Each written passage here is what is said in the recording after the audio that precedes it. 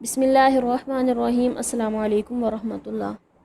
تو آج ہم بات کریں گے سجدہ سہو کے بارے میں کہ سجدہ سہو کب واجب ہوتا ہے۔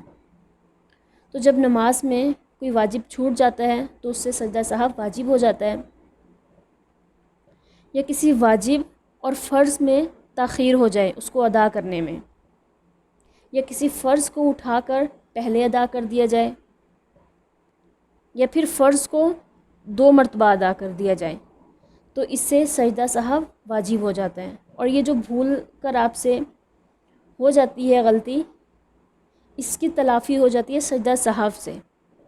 لیکن اگر آپ نے یہ جان بوجھ کر کیا ہے تو پھر آپ کی نماز نہیں ہوگی سجدہ سہو سے، آپ کو دوبارہ سے نماز ادا کرنی ہوگی۔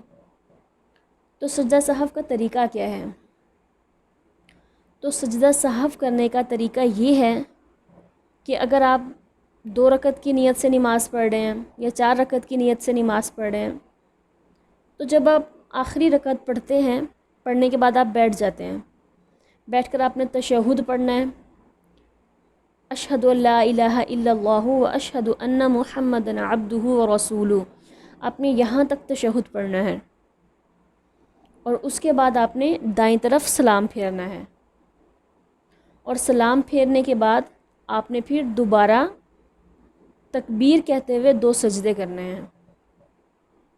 2 سجدے کرنے کے بعد آپ نے دوبارہ تشہد پڑھنا ہے، درود شریف پڑھنا ہے، دعا پڑھنی ہے، اور اس کے بعد آپ نے پھر دونوں طرف سلام پھیر دینا ہے۔